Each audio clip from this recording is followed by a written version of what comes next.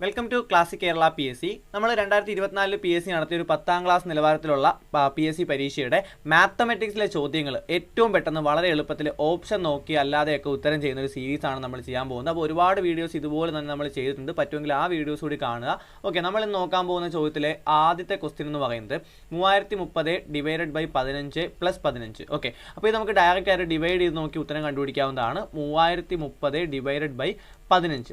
അപ്പോൾ ഇങ്ങനെ ഡിവൈഡ് ചെയ്യാൻ നേരത്ത് 15ൽ ഒരു 15 ഉണ്ട്. ഇതാ ഇവിടെ നോക്കാൻ നേരത്ത് 30ൽ എത്ര 15 ഉണ്ട്? 2 15 30. ഇനി 3-നകത്ത് 15 ഉണ്ടോ? ഇവിടെ ആദ്യം 3-നകത്ത് 15 ഇല്ല. അപ്പോൾ ഞാൻ 30 എടുത്തു. 30-നകത്ത് 2 15 30. ഇനി ഈ 3-നകത്ത് 15 ഉണ്ടോ? ഇല്ല. അപ്പോൾ ഉറപ്പായിട്ട് നിങ്ങളൊരു 0 കൊടുക്കണം. ഇനി നമ്മൾ ഈ രണ്ട് നമ്പേഴ്സിൽ ചേർത്ത് വായിക്കും 30. 30ൽ എത്ര 15 ഉണ്ട്? 2 2 15 30. നിങ്ങളിപ്പോൾ അല്ലാതെ എഴുതി ഡിവൈഡ് ചെയ്ത് നോക്കിയാലും നിങ്ങൾ ആ 0ൻ്റെ കാര്യം മറന്നുപോയാൽ ഉത്തരം തെറ്റും. ഓക്കെ, നോക്കി 2 15 30 എഴുതി. ഇവിടെ നിങ്ങൾ കുറച്ചിട്ട് 3 താഴെ എഴുതി. 3 താഴോട്ട് എഴുതുമ്പോൾ താത്തറയ്ക്ക് 3-ൽ 15 ഇല്ലാത്തത് കൊണ്ട് നിങ്ങൾ അവിടെ ഒരു 0 കൊടുക്കണം. എന്നിട്ട് നിങ്ങൾ 0 താത്തറക്കുമ്പോൾ ഇവിടെ എത്ര കിട്ടും? 2 കിട്ടും. സോ 202 ആണ് ഉത്തരം. 0 എഴുതാൻ പലരും മറന്നു പോകാറുണ്ട്, അതുകൊണ്ടാണ് അങ്ങനെ പറഞ്ഞത്. ഇനി 202 പ്ലസ് 15 ചെയ്യുമ്പോൾ എത്ര കിട്ടും? 217 കിട്ടും. ഓക്കെ, രണ്ടാമത്തെ ചോദ്യം എന്ന് പറയുന്നത് സംഖ്യകളുടെ ലസാഗു 108-ഉം ഉസാഖ 18-ഉമായാൽ സംഖ്യകളിൽ 1 54 ആണെങ്കിൽ സംഖ്യ എത്ര എന്നുള്ളതാണ് ചോദ്യം. ഓക്കെ, അപ്പോൾ നിങ്ങൾ എപ്പോഴും ഒരു ബേസിക് ആയിട്ടുള്ള കാര്യം മനസ്സിലാക്കുക. ഈ ഉസാഖയേക്കാൾ എപ്പോഴും വലുതായിരിക്കും നമ്മുടെ സംഖ്യകൾ. 2 സംഖ്യകളുണ്ടെങ്കിൽ ആ 2 സംഖ്യകളെക്കാളും ചെറുതായിരിക്കും ആരെന്ന് പറയുന്നത്? ഉസാഖ എന്ന് പറയുന്നത്. അപ്പോൾ ഉസാഖയേക്കാളും വലുതായിരിക്കും 2 സംഖ്യകൾ. ഈ സംഖ്യയേക്കാളും വലുതായിരിക്കും എപ്പോഴും ആര്? ലസാഗു എന്ന് പറയുന്നത്. ഓക്കെ, അപ്പോൾ നിങ്ങൾക്ക് കണ്ടാൽ തന്നെ ക്വസ്റ്റിന് കണ്ടാൽ തന്നെ അറിയാം ലസാഗു ആണ് ഉസാഖയേക്കാൾ വലുത്. ഈ 2 നമ്പേഴ്സിനും ഇടയ്ക്കായിരിക്കും നമ്മുടെ നമ്പേഴ്സ് വരുന്നത്. ഓക്കെ, അപ്പോൾ നിങ്ങൾക്ക് നോക്കിക്കഴിഞ്ഞാൽ ഓപ്ഷനിൽ നമുക്ക് കട്ട് ചെയ്ത് കളയാം. എന്നാൽ നോക്കി 180 എന്ന് പറയുന്നത് 108-നേക്കാളും വലുതാണ്. നമുക്ക് വേണ്ട 108-നേക്കാൾ ചെറിയ ഒരു ഉത്തരവാണ്. 540 എന്ന് പറയുന്നതും 108-നേക്കാളും വലുതാണ്. അപ്പോൾ ഈ 2 ഓപ്ഷൻ നമുക്ക് ഡയറക്റ്റ് ആയിട്ടും കട്ട് ചെയ്യാം. ഓക്കെ, ഇനി വരുന്നത് 2 ഉത്തരങ്ങളാണ്. അത് നമുക്കറിയാം. ഉസാഖയുണ്ട് 18. ഈ 18ൻ്റെ ഗുണനപ്പട്ടിക എഴുതി നോക്കുക. 18ൻ്റെ ഗുണനപ്പട്ടികയിൽ വരുന്ന നമ്പർ മാത്രമേ നമുക്ക് ഇതിനകത്ത് എടുക്കാൻ പറ്റൂ. അപ്പോൾ 18ൻ്റെ ഗുണനപ്പട്ടികയിൽ ഒരു 18 2 18 എടുത്താൽ 36 വരും. 27 വരുമോ? വരത്തില്ല. അപ്പോൾ 27-നെയും കട്ട് ചെയ്യാം. ഉത്തരം എന്ന് പറയുന്നത് 36 ആണ്. നെക്സ്റ്റ് ക്വസ്റ്റ്യൻ, ഇതിനകത്തുള്ള ചെറിയ ഫ്രാക്ഷൻ ഏത്? ചെറിയ ഭിന്നസംഖ്യ ഏതെന്നുള്ളതാണ് ചോദ്യം. അപ്പോൾ ഇത് കണ്ടുപിടിക്കാനുള്ള രീതി എന്ന് പറഞ്ഞാൽ നിങ്ങൾ 7/11 8/13 കൺസിഡർ ചെയ്ത് നോക്കുക. ഇനി 7-നെ 13 കൊണ്ട് ഗുണിക്കുക. 7-നെ 13 കൊണ്ട് ഗുണിച്ചാൽ എത്ര കിട്ടും? 10 × 7 70, 3 × 7 21, 91 കിട്ടും. 8-നെ 11 കൊണ്ട് ഗുണിക്കുക. അപ്പോൾ എത്ര കിട്ടും? 88 കിട്ടും. 8-നെ 11 കൊണ്ട് ഗുണിക്കുമ്പോൾ 88 കിട്ടും. ഇതിൽ ചെറുതാരാ? 88 ആണ്. സോ ഈ 8/13 ആണ് ഇവർ രണ്ടുപേരിലും ചെറുത്. അപ്പോൾ 8/13 ഇപ്പോൾ ചാൻസ്. ഇനി ബാക്കിയുള്ള ആൾക്കാർ വെച്ച് നോക്കണം. 8/13-നെയും 2/3-നെയും കൂടെ നോക്കാം. 2/3-നെയും കൂടെ നോക്കുമ്പോൾ 8 × 3 എത്ര കിട്ടും? 24 കിട്ടും. 2 × 13 എത്ര?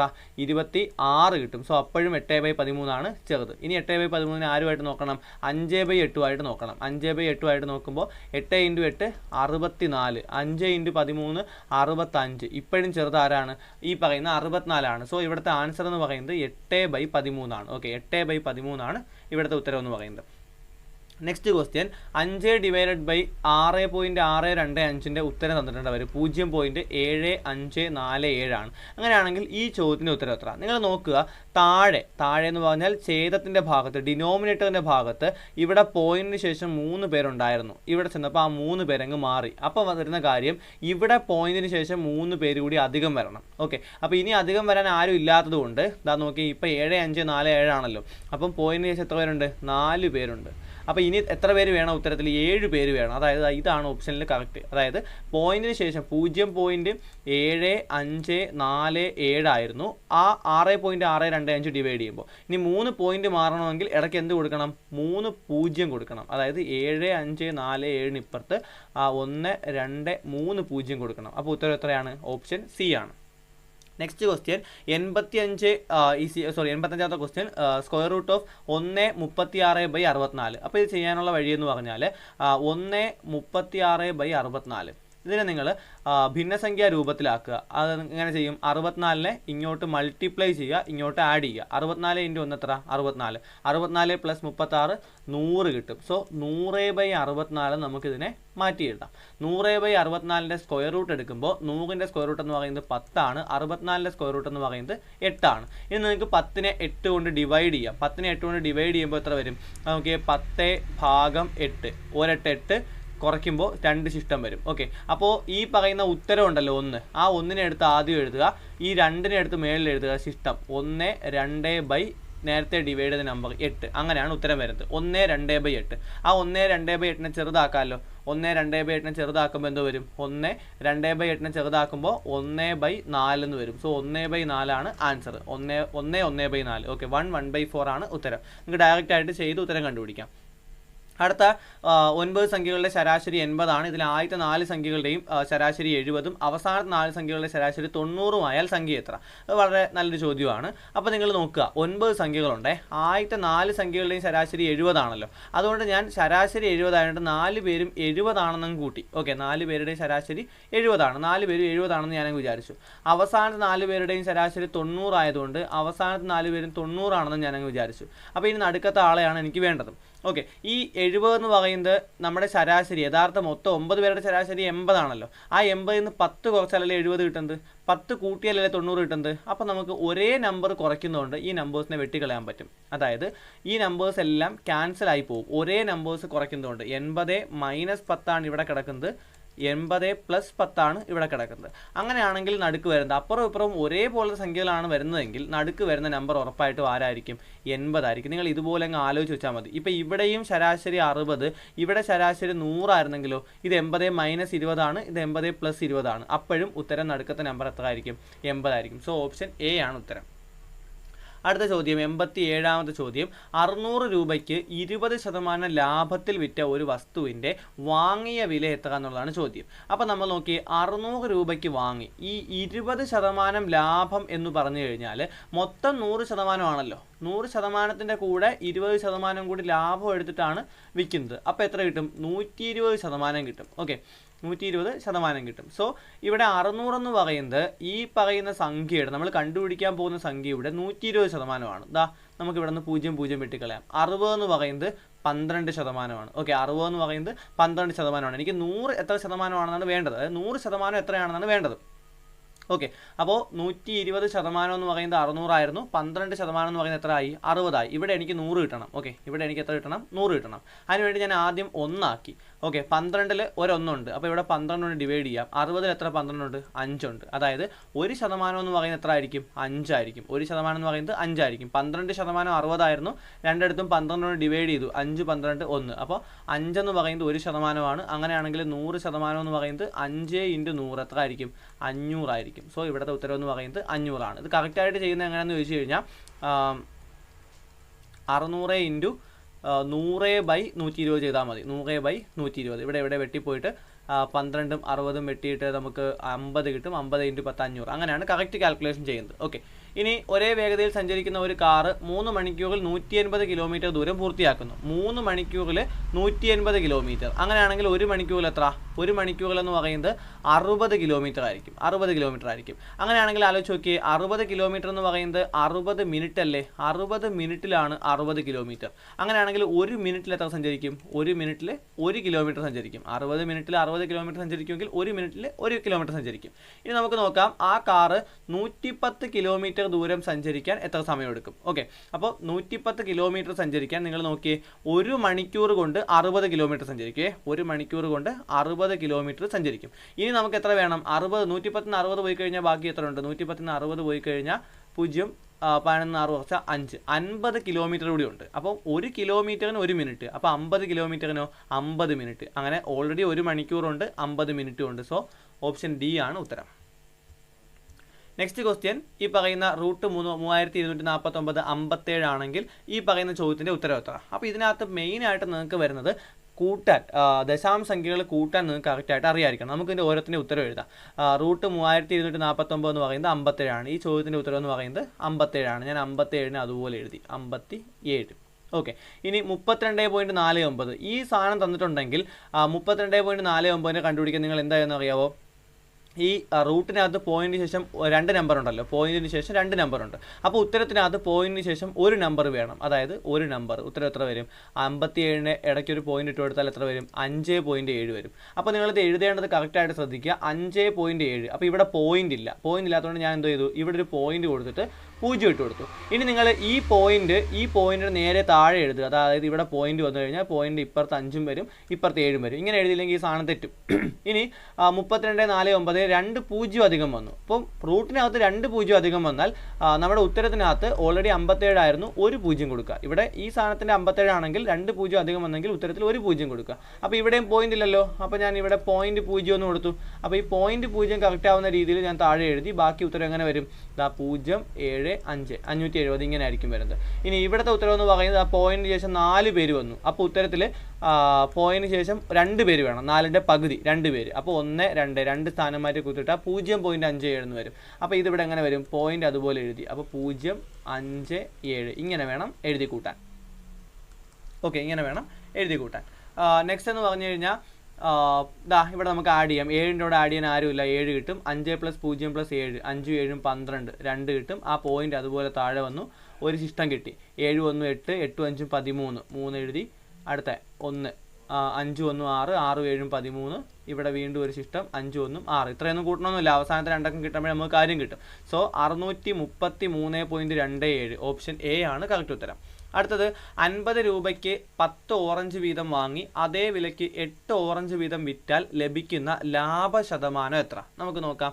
50 രൂപയ്ക്ക് 10 ഓറഞ്ച് വാങ്ങിയെങ്കിൽ ഒരു ഓറഞ്ചിൻ്റെ വില എത്ര? അല്ലെങ്കിൽ നമുക്ക് 100 ഓറഞ്ചിൻ്റെ വില വെച്ച് കണക്കാക്കാം. 100 ഓറഞ്ചിന് എത്ര രൂപ കിട്ടും? എത്ര രൂപയാവും? 500 രൂപ. അതവിടെ വെച്ചേക്ക്. 100 ഓറഞ്ചിന് 500 രൂപയാവും. ഇനി അതേപോലെ വിറ്റ വിലയ്ക്ക് 100 ഓറഞ്ച് വിറ്റാൽ എത്ര രൂപ കിട്ടുമെന്ന് അറിയണം. അതിനെന്താ നോക്കിയേ, 8 ഓറഞ്ച് വിറ്റപ്പോൾ നമുക്ക് 50 രൂപ കിട്ടി. 50 രൂപയ്ക്ക് തന്നെയാണല്ലോ വിറ്റത്. അങ്ങനെയാണെങ്കിൽ 100 ഡയറക്റ്റ് ആയിട്ട് കണ്ടുപിടിക്കാൻ പറ്റാതെ നമുക്ക് ഓരോ ഓറഞ്ചിൻ്റെ വിറ്റ വില കണ്ടുപിടിക്കാം. 8 ഓറഞ്ച് വിൽക്കാൻ 50 രൂപ ആവുമെങ്കിൽ ഒരു ഓറഞ്ച് വിൽക്കാൻ എത്ര രൂപയാവും? ഒരു ഓറഞ്ച് വിൽക്കാൻ 50 / 8 ആവും. അപ്പോൾ 8 ഓറഞ്ചിന് 50 ആണെങ്കിൽ ഒരു ഓറഞ്ചിന് 50 / 8. അങ്ങനെയാണെങ്കിൽ 100 ഓറഞ്ചിന് കണ്ടുപിടിക്കാനോ 50 / 8 × 100 എന്ന് വരും. ഞാൻ നോക്കി, ഇപ്പോൾ 8ഉം 100ഉം കൂടെ വെട്ടി 2 കൊണ്ട് വെട്ടാം. ഇവിടെ 50 കിട്ടും, ഇവിടെ 4 കിട്ടും. 4ഉം 50 കൂടെ പിന്നെയും വെട്ടി, ഇവിടെ 25 കിട്ടും, ഇവിടെ 2 കിട്ടും. 2ഉം 50 കൂടെ വെട്ടിക്കഴിഞ്ഞാൽ 25 × 2 50. സോ ഇവിടെ ലാസ്റ്റ് വരുന്നത് 25 × 25 ആണ്. 25 × 25 എത്ര കിട്ടും? 625 കിട്ടും. 625. അപ്പോൾ വാങ്ങിയ വില 500ഉം വിറ്റ വില 625 ആണ്. അങ്ങനെയാണെങ്കിൽ എത്ര രൂപ ലാഭം കിട്ടി? 125 രൂപ ലാഭം കിട്ടി. 100 രൂപയ്ക്ക് 100 ഓറഞ്ച് വാങ്ങിയപ്പോൾ 125 രൂപയിലെ ലാഭം കിട്ടിയത്. അതുകൊണ്ട് ശതമാനം എന്ന് പറയുന്നത് 125 100 കുറയ്ക്കുക 25% ആയിരിക്കും. ഓക്കെ, അപ്പോൾ നെക്സ്റ്റ് ക്വസ്റ്റ്യൻ എന്ന് പറയുന്നത് 91ാമത്തെ ചോദ്യം എന്ന് പറയുന്നത് -7 + 5 × -3 -7 × -2 + 13 -5 + 14 / 2. അങ്ങനെ ഒരു നീണ്ട ചോദ്യമാണ്. ബോട്ട് മാസ് ആണ്. ബോട്ട് മാസ് ആണെങ്കിലും വരുന്നൊരു പ്രശ്നം മൈനസും പ്ലസും വരുന്നു എന്നുള്ളതാണ്. ഓക്കെ, അപ്പോൾ ഇതിന് നമ്മൾ ബേസിക് ആയിട്ട് അറിയേണ്ട കുറച്ച് റൂളുണ്ട്. അതായത് എന്താ നോക്കിയേ, പ്ലസ് ഇൻറ്റു മൈനസ്, അതായത് ഒരു പോസിറ്റീവ് സംഖ്യയെ നെഗറ്റീവ് സംഖ്യ കൊണ്ട് ഗുണിച്ചാൽ ഉത്തരം നെഗറ്റീവ് ആയിരിക്കും. അടുത്ത മൈനസ് ഇൻറ്റു പ്ലസ് തിരിച്ചു വന്നതുകൊണ്ട് അതും നെഗറ്റീവ് തന്നെ ആയിരിക്കും.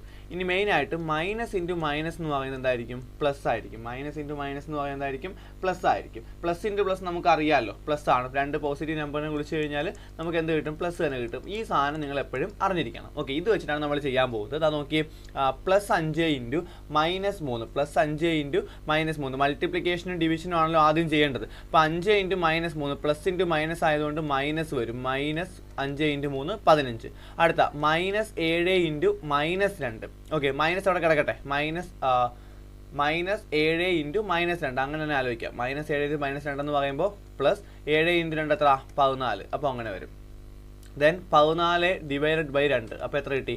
7 കിട്ടി. അപ്പോൾ ഇതിൽ നിന്ന് ഇങ്ങനെ മാറി -7 -15 +14 +13 -5 +7 എന്ന് വന്നു. ഓക്കെ, ഇനി പ്ലസ് ഉള്ള നമ്പേഴ്സ് എല്ലാം അങ്ങ് ആഡ് ചെയ്യുക. 14ഉം 13ഉം 27, 27ഉം 7ഉം 34. ഓക്കെ, 14ഉം 13ഉം 27, 27ഉം 7ഉം 34. ഇനി മൈനസ് ഉള്ള നമ്പറുകളെല്ലാം മൈനസ് ഇട്ടിട്ട് കൂട്ടി അങ്ങ് വയ്ക്കുക. ഓക്കെ, 7ഉം 5ഉം 15ഉം 7ഉം 22, 22ഉം 5ഉം 27. ഓക്കെ, ഒന്നുകൂടി ഞാൻ പറയാം. നെഗറ്റീവ് ഉള്ള നമ്പേഴ്സ് എല്ലാം കൂടി അതുപോലെ കൂട്ടുക. ഇവിടെ -7 അല്ലേ, അപ്പോൾ 7 -15 ആയതുകൊണ്ട് 15, 15 7 22, 22 5 27. 34 നിന്ന് 27 കുറച്ചാൽ ഉത്തരം കിട്ടും. 34 27 കുറച്ചാൽ ഉത്തരം ഓപ്ഷൻ സി ആയിരിക്കും. ഈ നിയമങ്ങളൊന്ന് എഴുതി വെച്ചേക്കണേ. ഓക്കെ, അടുത്ത ഇനിയുള്ള ചോദ്യങ്ങൾ കുറച്ച് എളുപ്പമാണ്. അതാ നോക്കിയേ, ഈ പാറ്റേണിൻ്റെ അടുത്ത നമ്പർ 4 + 3 ആണ് 7.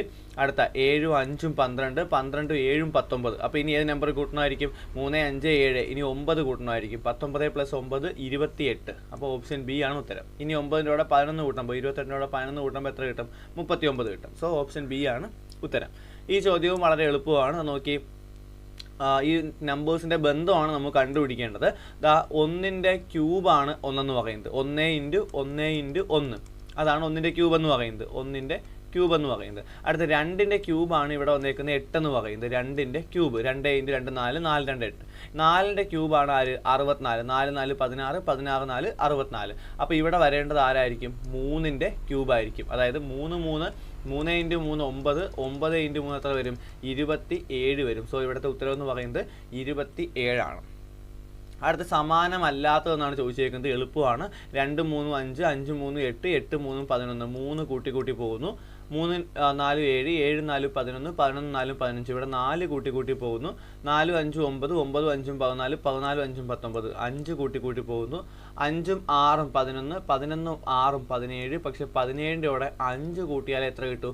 22 കിട്ടും. അപ്പോൾ എവനാണ് പാറ്റേൺ തെറ്റിച്ചത്. സോ സമാനമല്ലാത്തതെന്ന് പറയുന്നത് ഓപ്ഷൻ ഡി ആണ്.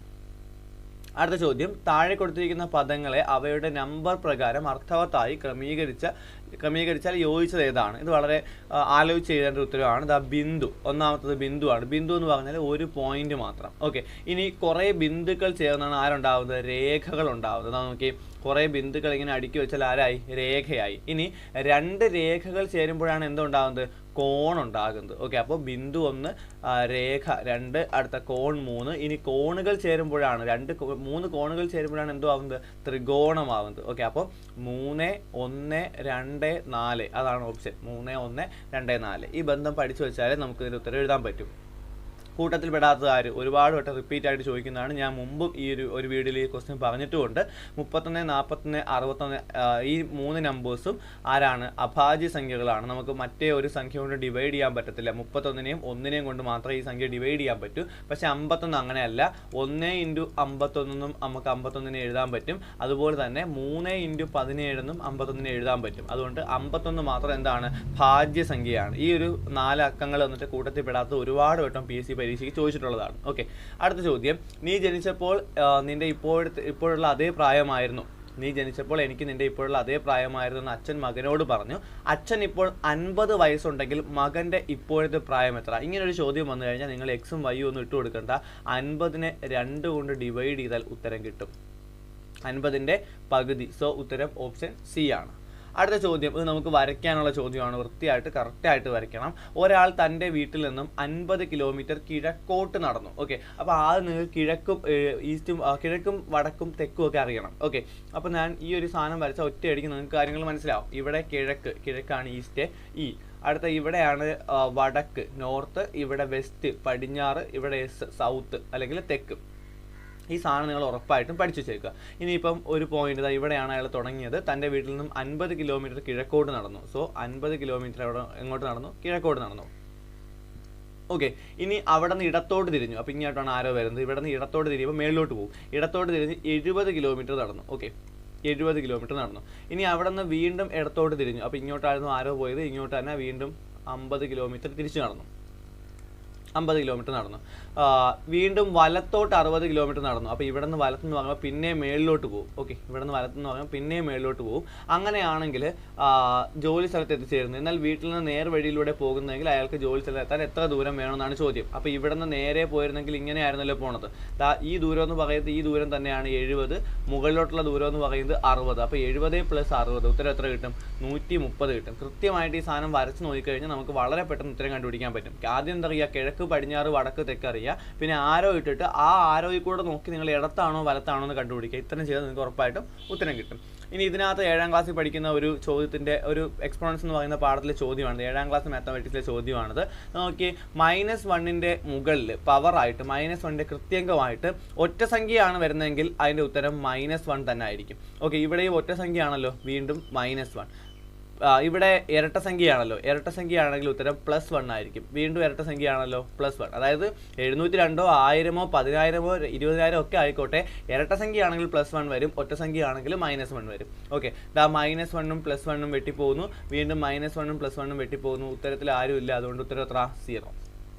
അടുത്ത 61-ൽ എത്ര 6 ഒന്നുകളുണ്ട്? ഇത് ഒറ്റയടിക്ക് ചെയ്യാൻ 61-ൽ എത്ര 6 ഒന്നുകളുണ്ടെന്ന് ചോദിച്ചാൽ 61 × 6 അങ്ങ് ചെയ്താൽ മതി, പരിപാടി കഴിഞ്ഞു. 61 × 6 ചെയ്യുമ്പോൾ 1 6 6 6 36 366 കിട്ടും. അതെങ്ങനെയാണ് വരുന്നതെന്ന് ഇനി ആർക്കെങ്കിലും സംശയം ഉണ്ടെങ്കിൽ ഈ ചോദ്യം 61 ÷ 6 എന്നുള്ളതാണ് ചോദ്യം. ഓക്കെ, അങ്ങനെ ഡിവിഷൻ ചെയ്യണമെങ്കിൽ നമ്മൾ എന്ത് ചെയ്യണം? തിരിച്ചിട്ട് ഗുണിക്കണം. അപ്പോൾ ഡിവിഷന് മാറ്റി മൾട്ടിപ്ലിക്കേഷൻ്റെ സിമ്പൽ കൊടുക്കാം. 6 തിരിച്ചിട്ടാൽ എന്ത് വരും? 1/6 എന്ന് വരും, അല്ലെങ്കിൽ 6/1 എന്ന് വരും. അപ്പോൾ 61 × 6 ഗുണിച്ചാൽ മതി. /1 എന്ന് പറയുന്നത് നമുക്ക് ആവശ്യമില്ല. അപ്പോൾ 61 × 6 ഗുണിക്കുമ്പോൾ നിങ്ങൾക്ക് എത്ര കിട്ടും? 366 കിട്ടും. അപ്പോൾ ഇതുപോലെ മാത്സ് വളരെ പെട്ടെന്ന് ചെയ്യാനുള്ള ഒരുപാട് വീഡിയോ സീരീസ് നമ്മൾ ചെയ്തിട്ടുണ്ട്. ഇനി SCRT മാത്സ് ചെയ്യുന്നതിനെ പറ്റി നമ്മൾ ആലോചിക്കുന്നുണ്ട്. അപ്പോൾ SCRT മാത്സ് ചെയ്യണമെന്ന് താല്പര്യം ഉണ്ടെങ്കിൽ നിങ്ങൾ ഉറപ്പായിട്ടും അത് കമൻറ്റ് ചെയ്യുക. കൂടുതൽ വീഡിയോസിനായിട്ട് ഈ ചാനൽ സബ്സ്ക്രൈബ് ചെയ്യുക. Thank you for watching classic Kerala PSC.